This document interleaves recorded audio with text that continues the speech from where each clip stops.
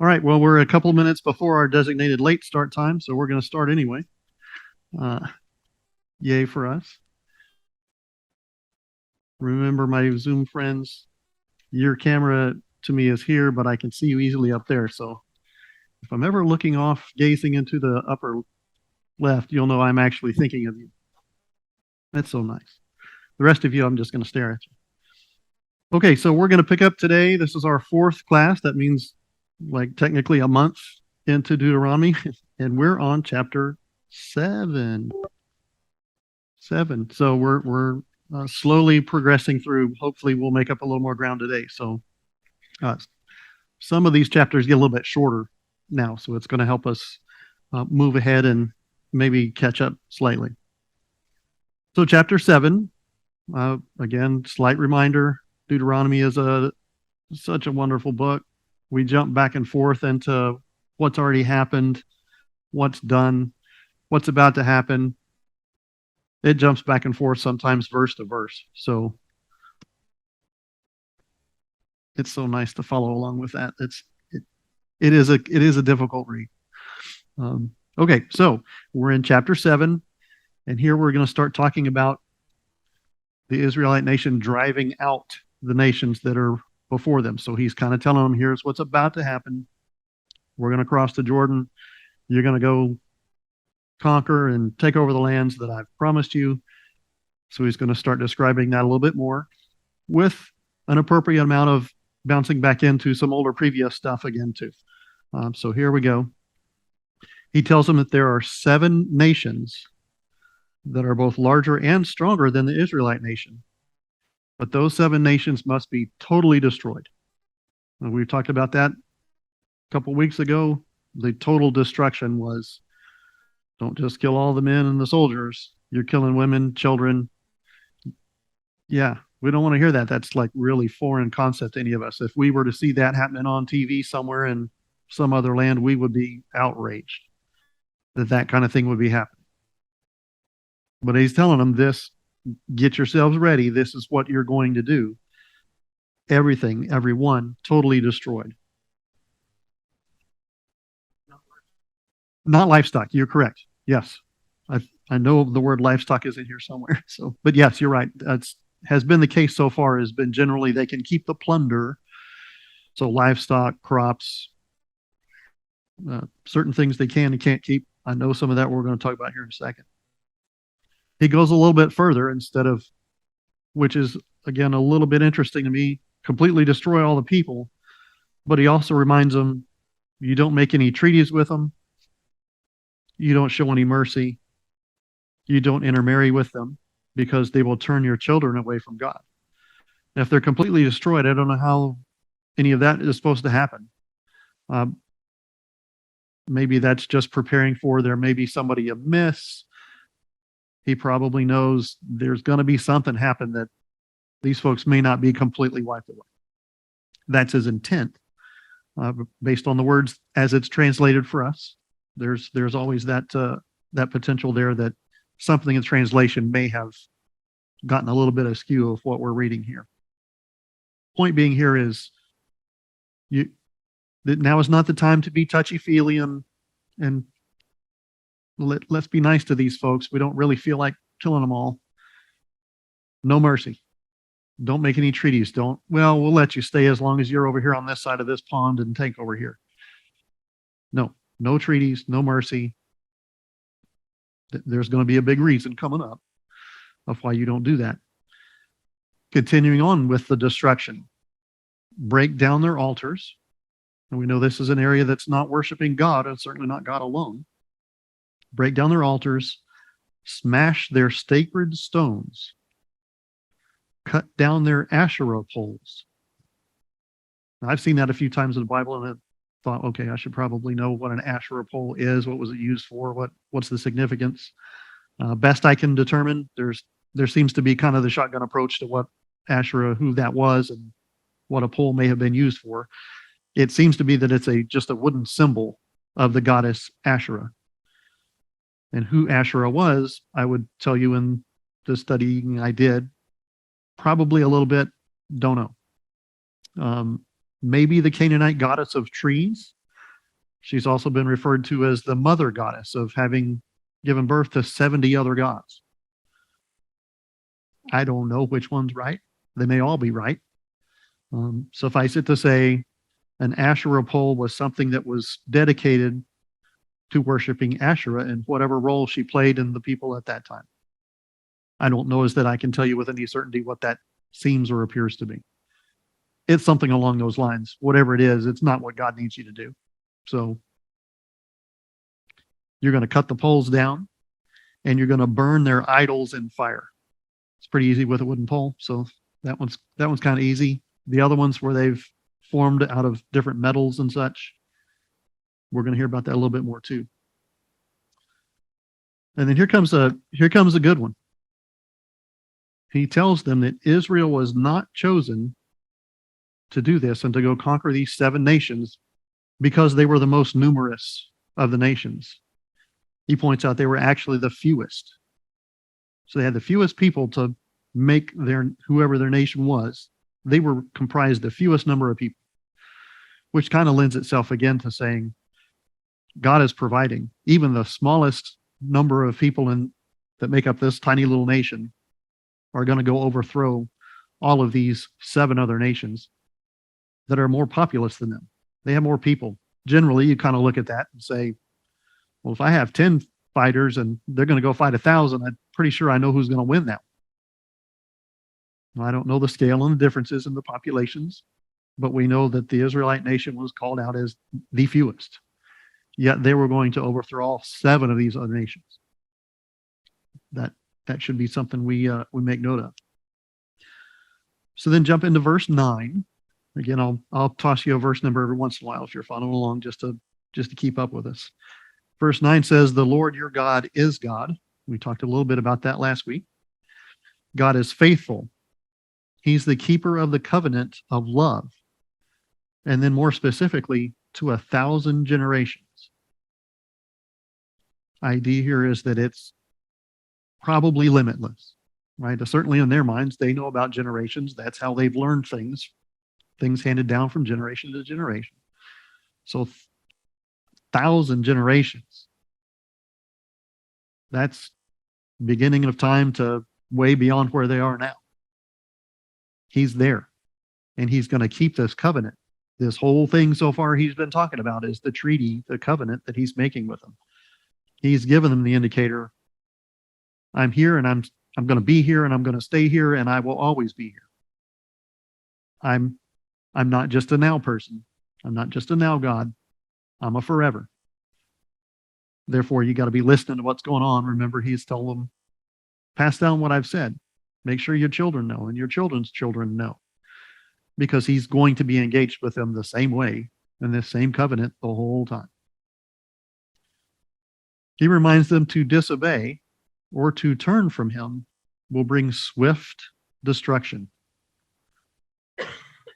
Swift is another one of those could be scary terms. How fast, how swift is swift? I don't know, but if God says something's going to happen swiftly, I'm probably going to be worried about it. Not one of those, I'll do it today and 3 generations from now, somebody's going to pay for that.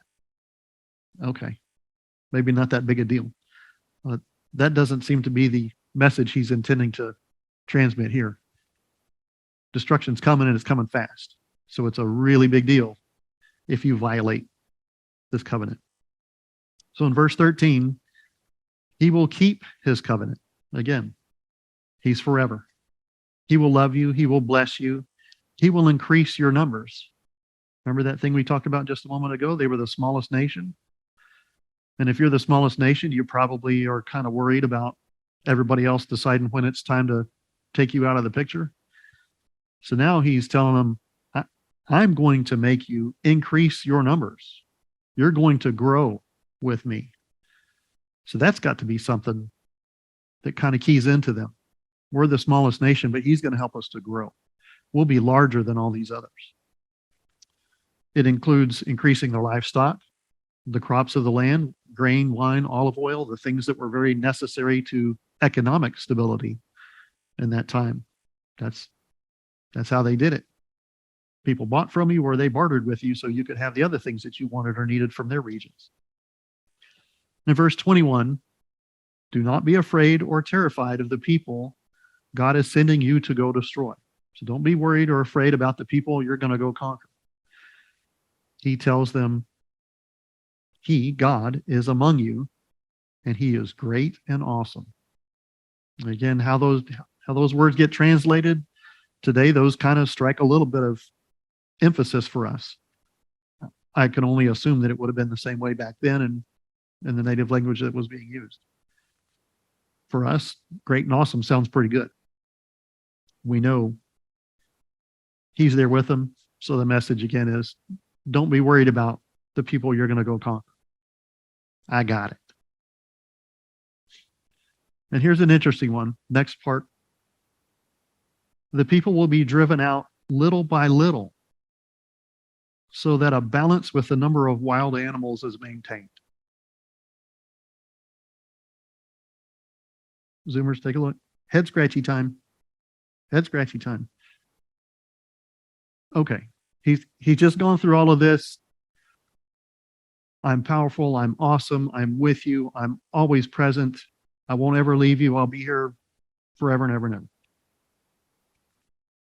But now there's this extra little piece of, well, we're gonna kind of pace ourselves here. We're gonna go in a little bit at a time. Now, surely after all of those other words that have been said, it's not because you're the smallest nation and you need to just kind of chip away at them because they'll overpower if you try too much too fast. Well, that's not even the reason he's given for let's pace ourselves. It's about a balance with the number of wild animals. Okay. So here's JJ's crazy line of thinking. Because, okay, I'm stuck on this one. Where do we go here? And I'm thinking maybe this was kind of helping the people that tended to try to outthink God's plan. So if you're getting told you're just going to go wipe all this stuff out, and they're going, hey, you know what? There's a whole bunch of wild animals, and they're going to outnumber us, and we'll get eaten at night, and we'll all be destroyed. So this is bad. So maybe he's telling them, hey, I already know about that. We're gonna pace ourselves, but here's why: not because of people that we're worried about, but things that you experience in the natural realm with all these wild animals. Okay, I've already got that covered. We're just going to go a little time, and we're going to keep that balance. Remember, everything in Deuteronomy is about a balance.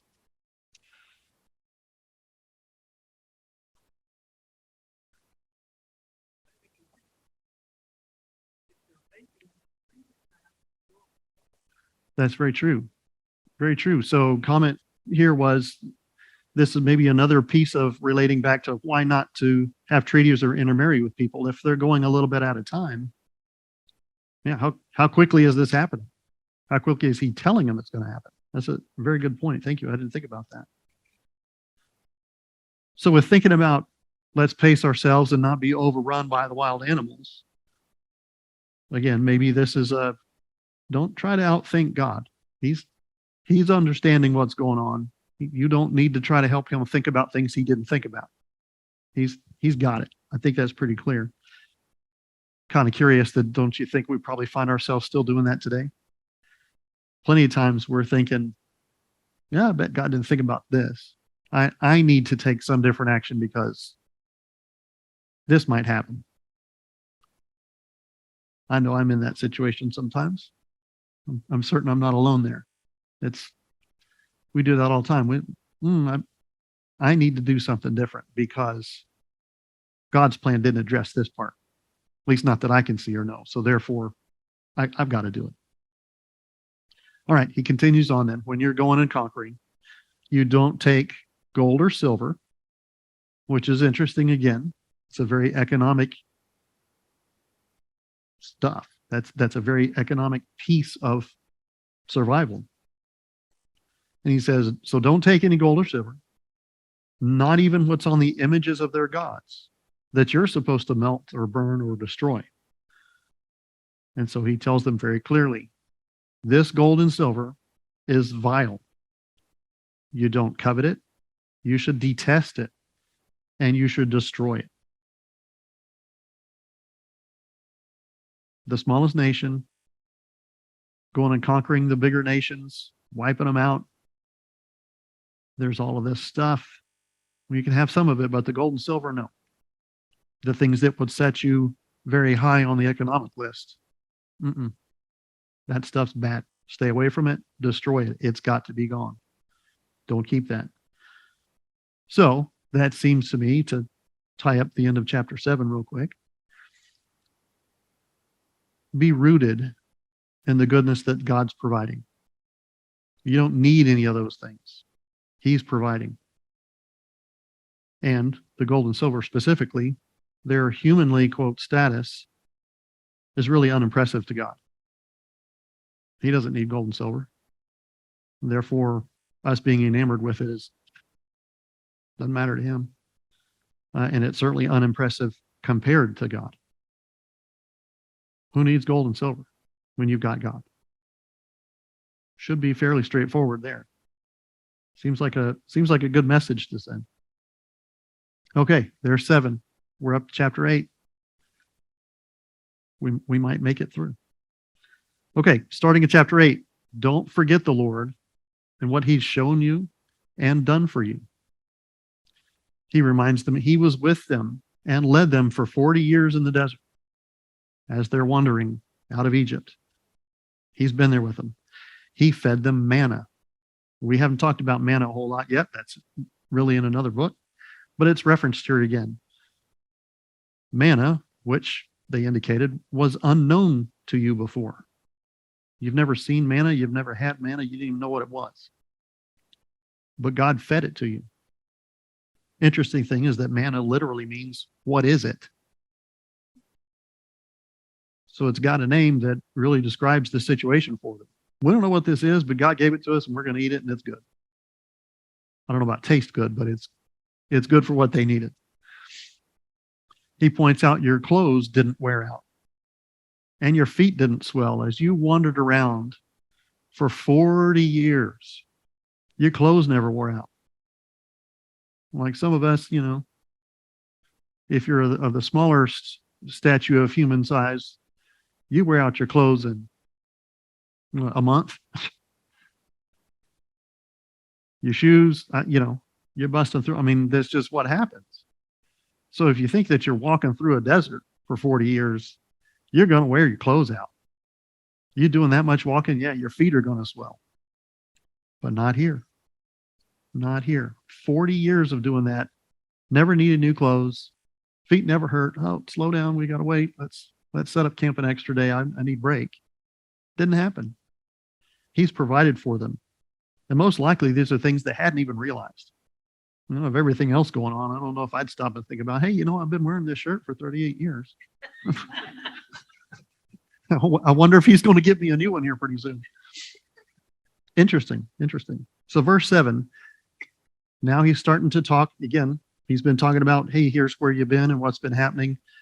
Now we're going to start hearing a little bit more again about here's where we're going. Verse 7, the land will provide many great things. It will have brooks and streams and deep springs. So remember that they and all the prior generations have been in a desert for 40 years. You think about what they're thinking right now. I'm going to a place that's got water, just kind of abundantly everywhere. That'd probably get their attention pretty well. Now, granted, they haven't been suffering. They've had what they needed. They got water from rocks and they got what they needed. But now just think about, we're just going to be seeing water all around us all the time instead of nothing but sand around us all the time. It was also going to provide wheat and barley, vines and fig trees, pomegranates, olive oil, honey. This all sounds great if you've been eating manna in a desert. Now, granted, again, we don't know what manna really was. Was it the most tasty thing they've ever had? Well, after about year 4, probably so. That's all they remember. But now they're hearing all of these things that maybe they've had access to in the past. Even as a slave, maybe they got some of the leftover or, stole some out of the pig's trough. He's telling them, look, all of these things, these are abundance. These are things you survive on. These are also things that are economically important. It gives them something of value to barter and trade with neighboring cities and towns and nations. So key point there, remember they've been in a desert. So when you're describing these things, think about the blinders of 40 years in a desert. And then having your sight opened up to fields of crops, water's flowing, there's honey. I'm getting hungry now, so I'm going to move on. He tells him, you're not going to want for anything. You will lack nothing. You will lack nothing. Think about that in terms of the stories they already know. The garden probably sounds like a pretty close relation here. We've been in a desert. Now we're going to this place, and it sounds like the garden. It sounds like what we would call paradise. It kind of sounds like a new beginning. I'm sure they'd be pretty welcome to that kind of thinking at this point. And then here comes some interesting things now. He tells them that the rocks are iron and that they will dig copper out of the hills. Now, you've just heard about all these great, wonderful, luscious things that you're about to encounter, but now we're talking about rocks, and you're going to have to go work and dig copper out of the hills. So again, head scratchy. How does that fit into the same line of thinking about how great this is?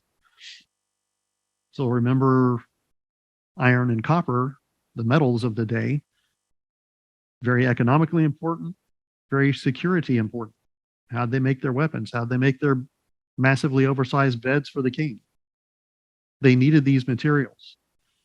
So in that day and age, and even I'm sure now, iron is hard to work. Supposedly, you need really high temperature to work with iron, 1,000 to 1,200 degrees. And you need some source of carbon to meld it together. That usually comes from a heating source.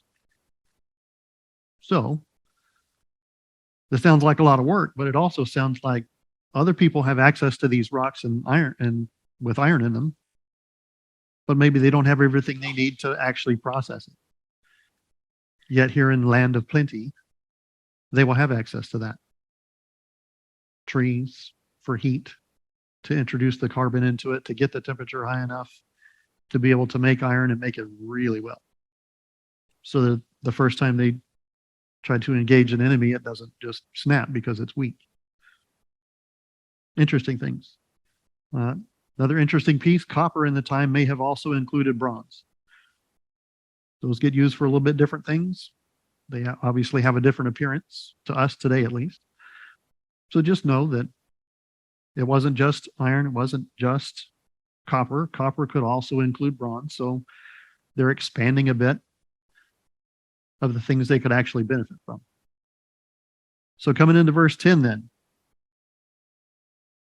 you've just been told all of these great things. It's going to be nice. It's going to be wonderful. You're going to have plenty. And he reminds them that you should praise God after you've eaten and are satisfied for everything he's given you. So again, makes me think, okay, our typical American perspective, we sit down, maybe we pray before a meal. We're appreciative of it, how it got here, who made it, maybe not made it, who prepared it. So we do those things, yet here, he's kind of telling them that it's going to be great. And after you've enjoyed that greatness, just step back for a moment. How about you say thanks? Say yourself a prayer there. So maybe we should consider that too. We can be in prayer to being thankful for what we're about to receive, yet also maybe we can relate even more to it after we've received it. Just something to think about. Maybe we'd have a little more appreciation after we've experienced something. And maybe our prayer could be another piece of meaning. Not that the first one wasn't, but one afterward, it's a different experience now. Now you can reflect and be thankful for what you just had. Something to think about. Okay, he continues on. He brought you out of slavery. He brought you out of the desert. He gave you water from a hard rock. He gave you growth of your herds. He gave you fine houses. Your silver and gold increased. which didn't happen by them taking it from the places they were conquering or about to conquer. Remember? They had to destroy that part. Yet somehow the silver and the gold increased. Bottom line here is everything multiplied. Everything more. Not the bad stuff more. All the good stuff more. Remember, they've been in a desert. So more and plenty are things they really can't associate with at this point. Other than he's telling them, here it comes. Get ready. And then he says, so in this time of plenty and everything's more now, don't forget that he, capital H-E, he, God, provided this. Or, he gives them a little hint, if you don't, or your heart will become proud. So, again, compared to being in the desert, times of plenty kind of brings about an expectation that you're going to get more and more. He's just told them that's what's going to happen. More, more, more, more. Bigger, better, colorful, tastier, moister. So our problem is when we start expecting that, and we expect more, more, more, then we start to think we deserve it. And then you take that one step further, and then maybe we kind of justify to ourselves when we feel ungrateful if we don't keep getting more and more and more. So we've kind of had the minimal. He gave us and we survived. Now it's going to be more. But don't get too proud that you caused that, because you didn't. He's the one doing it. He gave it. And so when that happens, you've got to remember, like, you're not owed this outside of the treaty covenant he's presenting. He's going to keep blessing you and giving you things. But don't make this about you. It's not about you. He's providing it for you. He has chosen that.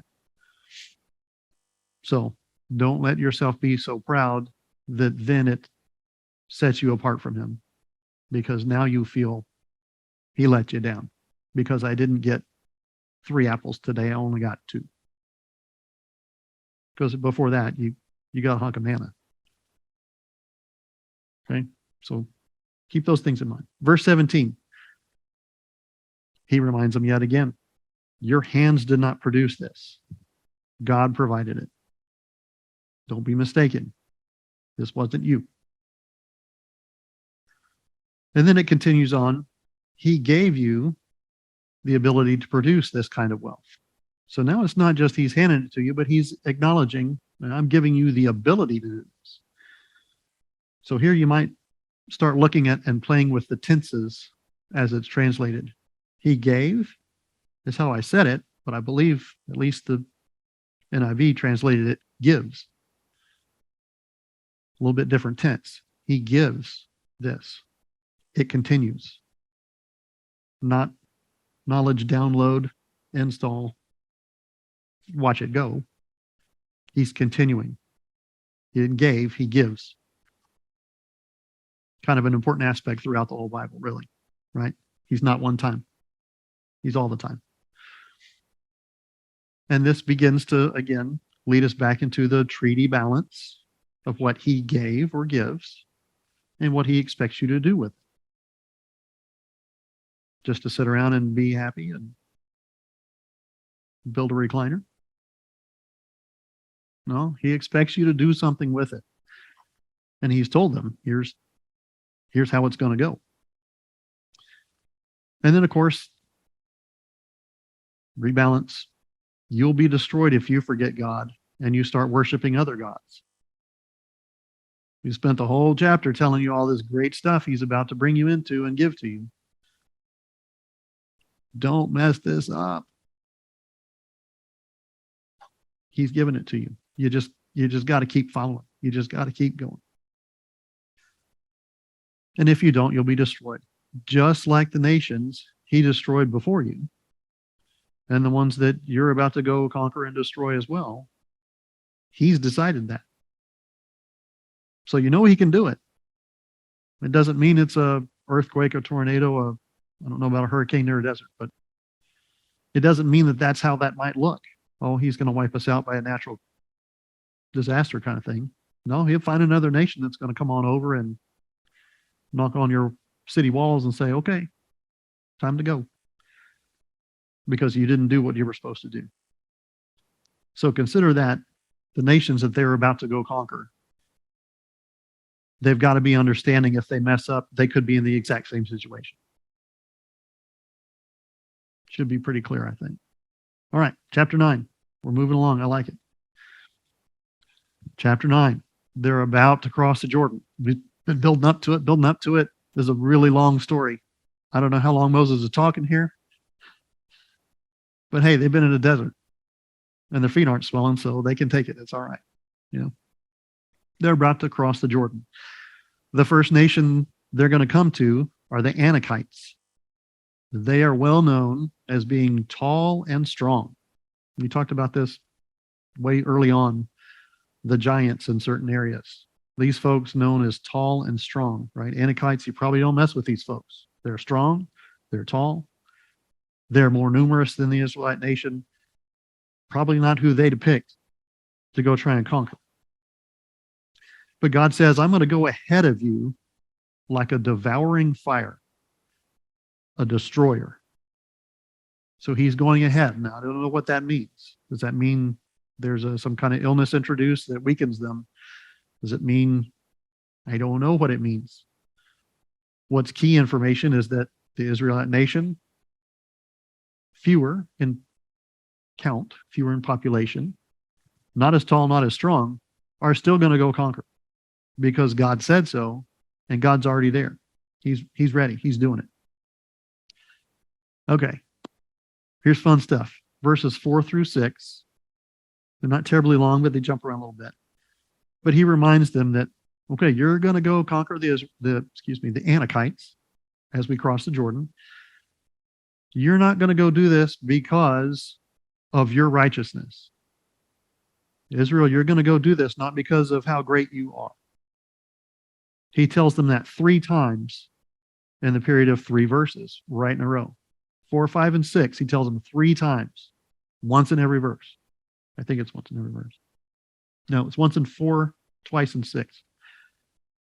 In that span, he tells them 3 times, this is not because you're so great.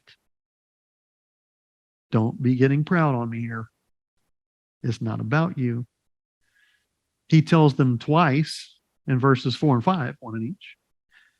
It's the Anakites' wickedness is the reason they're about to be conquered.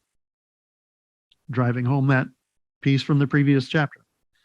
If you don't, you'll be destroyed just like these other nations.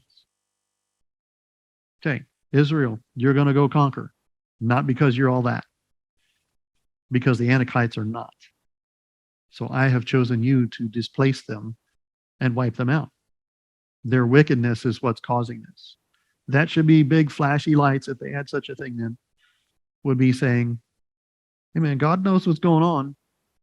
When he tells you these things and says you'll be destroyed, take a look. You're about to go be a destroyer towards someone else that has had a problem with being wicked.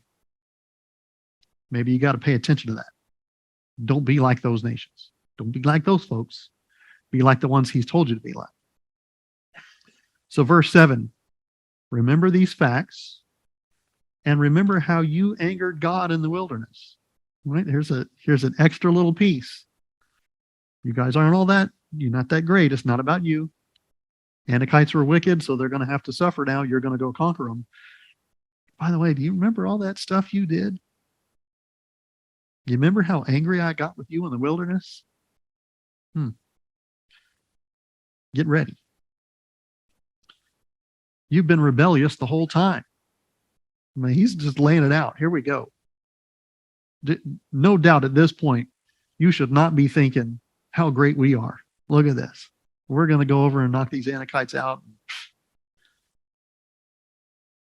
Look at us. Look at us. No, he's making this very clear. Don't look at yourself, or you need to be very shocked and surprised you're in this situation at all. That I'm even considering doing this, let alone it's going to happen.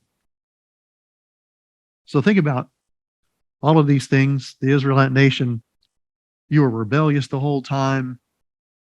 You are not that great. Which then might make you stop and think, how bad are the Anakites?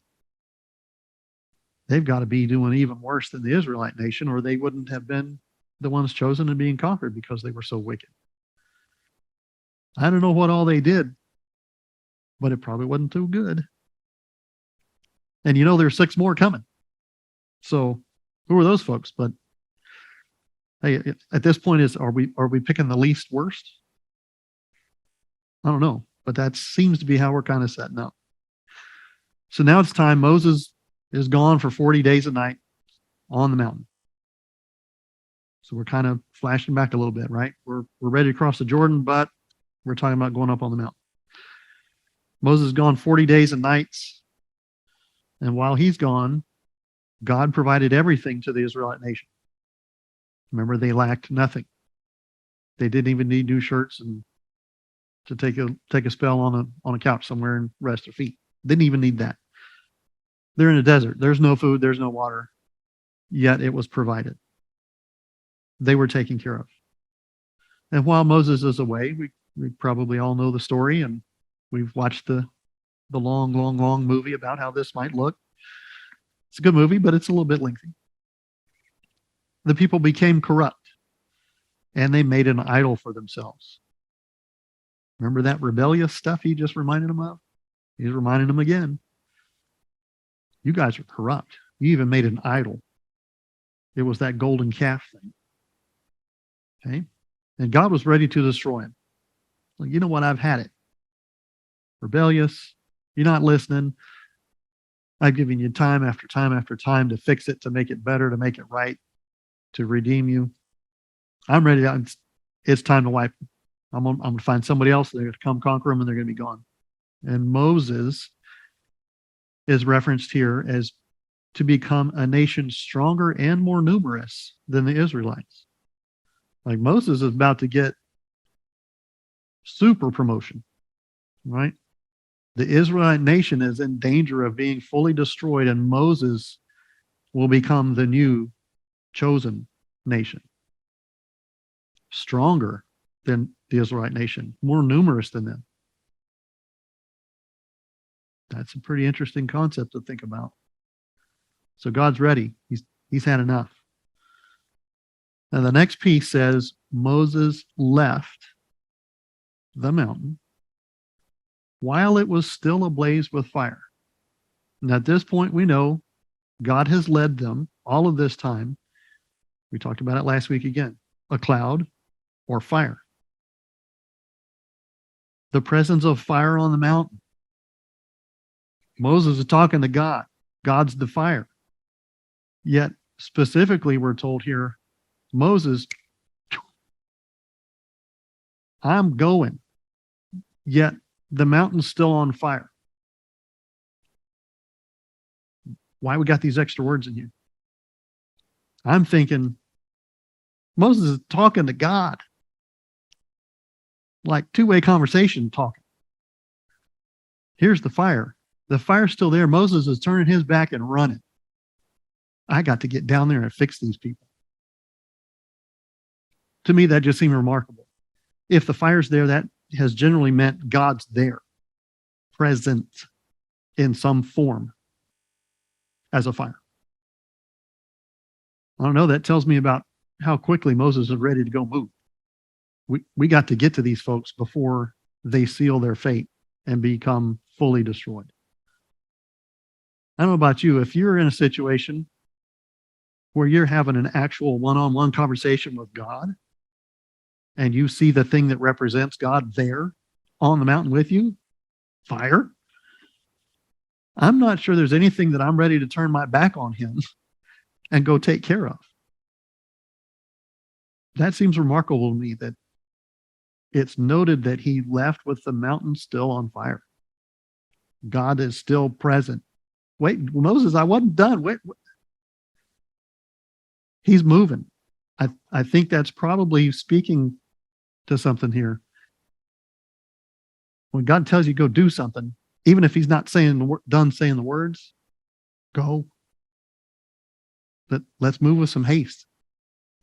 You got a mission, go do it. Take that step on the path, go down, go. So Moses comes down. He's upset, obviously. He's so upset he's turned his back on God talking to him. He's running down there. He breaks the tablets with the 10 Commandments. And he goes back on the mountain for 40 more days and nights. I don't know about you, but mountain living for 40 days, that's a long time. Maybe it's a little nicer than the desert, but it's a while. And while he's up there another 40 days and nights, I'm wondering what they're talking about. He's already spent 40 days and nights talking to him. So surely he didn't start all over and say the exact same things. Maybe we're going deeper. But throughout this time, God's providing everything they need again. They still don't have food or water other than what and how he's providing.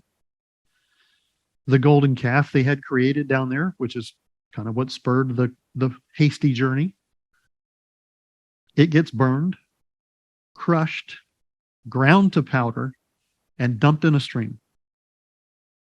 There's probably something there that's a little beyond my capacity to understand right now. So I'm gonna take the step past it now. Suffice it to say, this was destruction of the idols that he's been telling them they're supposed to do when they go conquer all these other nations. Now they've done it themselves. The outcome's got to be the same. Destroy that stuff, get rid of it. You don't keep the silver, you don't keep the gold that you've melted and formed and with your little tinker hammer and all that made. It's got to go. You're not even just going to melt it down and reform it into something else or make a nice set of cufflinks and earrings. You're not doing that. It's destroyed and ground into powder and dumped in a stream so that it just goes away. Interesting stuff. He continues then, reciting several more times of when God has been angry with the Israelite nation. The calf wasn't even the end of it. You made me so mad. Here, this is going on. Remember this and this and this and this and this. He's recounting all of the stuff they've really kind of messed up. All the times he's become angry with them. And Moses said, please just overlook that. Overlook their rebelliousness. It's a long word. Overlook their sin. We'll do better. It's another moment of God being presented with things that anger him, as all of our sin does. Yet he continues to forgive them. He continues to give them chance after chance. Interesting thing Moses says now. Moses is a pretty bold guy. I got to say that. He's pretty bold, right? He's talking to God and turns and runs. That's pretty bold. Now he's back talking to God again. Hey, we took care of the idol thing. It's gone. Don't worry about it. Forget all the other stuff. We're going to be cool now. And then Moses says, think about this for a second, God. If you destroy the Israelite nation now, well, kind of doesn't that not prove your point? The point here is that you will take people and make them more and make them better and make them great because of you, not because of them. But people are going to say, like, if you go destroy Israel now, they're going to say, look at that. God didn't succeed in his plan. Because we've already told him the plan. So we kind of stuck with that one now. We've told them the plan. So now if they don't succeed, well, who's going to get pointed at to say why? Or who wasn't strong enough or powerful enough to make it happen? I don't know about you. I don't think I'd ever dare even think or whisper or mention that to God to say, hey, you know what? If you do what you're talking about right now, people are going to start saying, yeah, this God guy, he didn't have it. He's got a plan, but he couldn't make it happen. He couldn't deliver on it. That's one thing for that to be God saying that. To me, that's a whole nother thing for Moses to be bringing that one up and saying, hey, wait a minute. So that one puzzles me to, I don't even have the words for it. How in the world is Moses going to stand in front of God and say that? I'm almost speechless. I don't know how you do that. But Moses, pretty bold guy, pretty bold. So then we close out chapter 9, and we'll close out class. He talks about God's great power and his outstretched arm. And I think I mentioned this a couple of weeks ago. When we hear God doing things with a mighty hand or great power, as this portion starts to say, the other one, great power and an outstretched arm today, that was today, mighty hand and an outstretched arm. What's an outstretched arm about?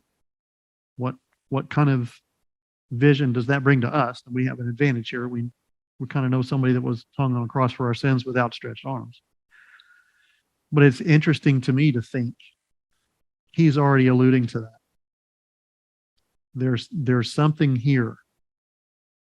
He's stretching his arm out. Now, whether that's a greeting being extended to them, or whether that's Jesus on the cross for us, this is how God operates.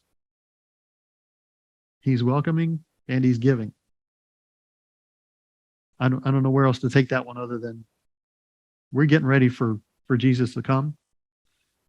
That outstretched arm is like, that jumps to my mind. I don't think it would for them yet. But I think maybe there's like, he's got a lot of stuff hidden in here for us. Things that are all part of the bigger plan that aren't put in every word and every detail from chapter 2. It builds. To me, this seems pretty easy to draw that connection. Whether that was the intention or not, I don't know. But for our purposes, yeah, we'll draw that connection.